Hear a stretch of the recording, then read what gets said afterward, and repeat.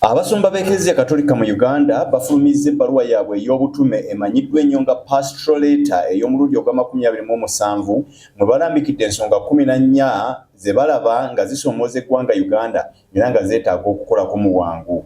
Ebbaluwa eno esomeddwa ssentebe w'olukiiko lw'abasumba mu ggwanga era omusumba w'essaza lya Kiina Mityana Joseph Anthony Ziwa ku ggwandiso ly'Eklezia Ensambya.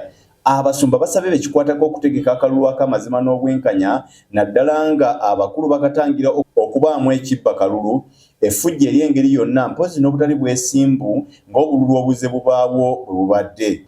We call upon those in authority to allay these fears by undertaking early and comprehensive reforms to accommodate the various recommendations of the Supreme Court which were made at that time, views of political and civil society groups and the rest of the population. There is a need to provide an enabling environment for voters and political parties to participate freely and effectively in the general elections in 2026. Abasumba mu birala baagala enkyukakyuka mu by'okulonda zikolebwe mwangu nnyo nga kkooti ensukkulumu lwe yasemba okusala omusango gw'ebyokulonda bwe yali eramudde. Omusumba Ziwa ategeezezza nga abasumba b'Eklezia bwe bali abeeraliikirivu ate olw'obwavu obuwunya n'okuwunya obusukkiridde mu bantu ba Uganda nga n'ababaleetedde obwavu ate oluvannyuma babavunaana okubeera abanafu balugoojamye so nga bo tebataddeewo nkola zimala okulwanyisa obwavu mu bo. Tulaba abantu bamu abeekuumuliddeko eby'obugagga ebingi ate era ne tugattako n'ekyempisa embi. Obugagga si kibi.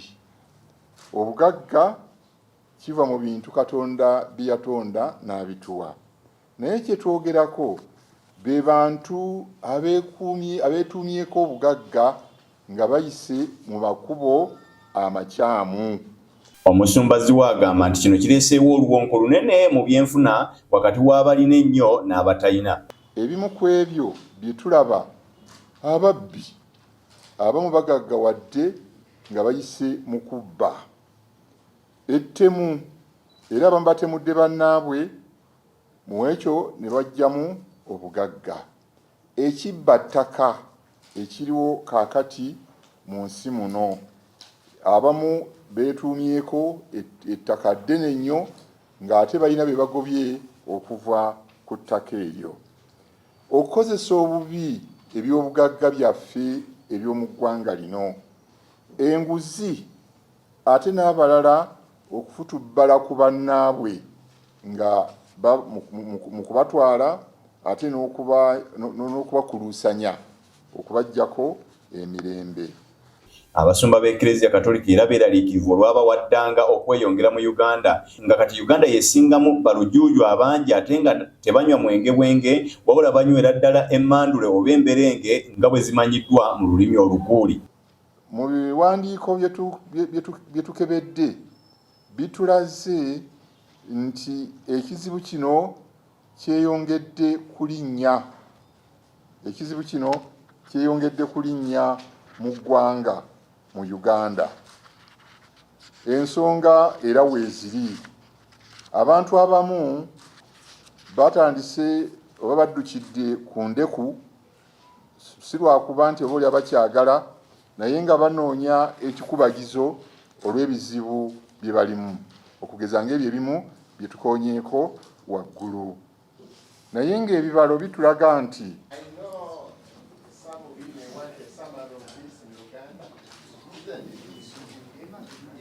kyetuzudde okuva mu lipooti ya ekibiina ky'ebyobulamu mu nsi yonna World Health Organization kitulaze nti mu mwaka oguwedde 2024 balaga nti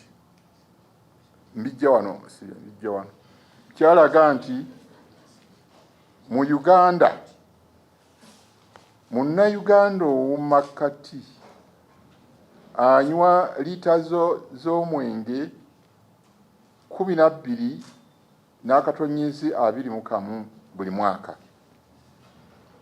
Bwe kituuse ku ttemu olukiiko lw'abasumba ne luvumirira nnyo ettemu eriwangamye mu ggwanga lino nga bagamba weetagisawo ekyamaanyi okukolebwa okutaasa abantu ku ttemu lino. Yeeyongera bweyongezi era abantu kuwoloma.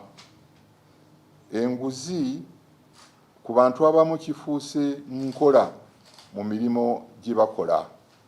Kikyamu ddala.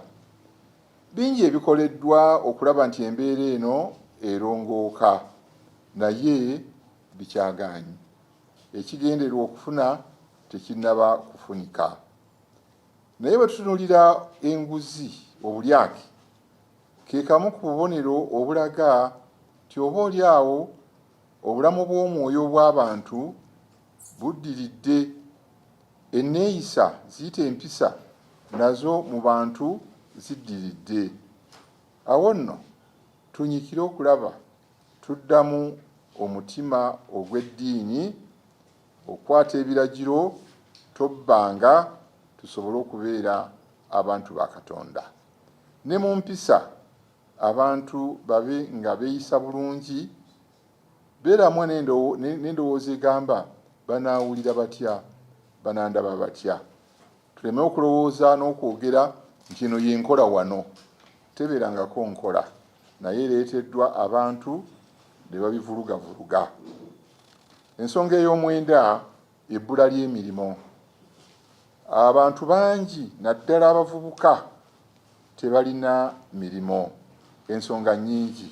Eklezia ng'eyita mu basumba era eyagala abasibe bonna abaggalirwa olw'ensonga z'ebyobufuzi bayimbulwe era n'abo abali mu kuwoza bawozesebwe mu bwangu. Ensonga endala ezikoneddwa mu bbaluwa y'abasumba mulimu obusosoze mu ddiini ne mu mawanga obukyase ennyo, obukyayina obujja obuli mu bantu ssekinnoomu n'abantu okutwalira awamu bonna, okulwanyisa obulwadde bwa mukenenya okwetaaga okulowoozebwako ennyengera eggwanga litakyalina nnyo ssente za kuvujjirirwa kuva mu bagabeerezi b'obuyambi, okulabuukirira abafa nga bakyali bato. Enguzi evuddeko ebintu ebingi ssaako ebbula ly'emirimu, ng'abasumba bagamba okusomesa abantu ku buvunaanyizibwa bwabwe mu nsi civic education kikulu nnyo mu kiseera kino, so nga okukkiriza ebibiina by'obufuzi okwetaaya ne bannakyewa nabyo bintu bikulu abasumba bye batunuulidde. Bano bavumiridde nnyo okwonoona obutonde bw'ensi okuli mu nsi ate nga tewaliiwo kyamaanyi kikolebwa. Kalombolombo ka Eklezia okufulumya ebbaluwa ekika kino mu buli bbanga ggere, ng'ebbaluwa y'omwaka guno 2025 etambulidde ku mubala ogugamba nti amazima gali bafuula ab'eddembe. Ebbaluwa eno ya mulundi gwa 27, ng'ebbaluwa eyasooka efaananako bw'eti yawandiikibwa abasumba mu mwaka gwa 1962. Kyeyune Noah.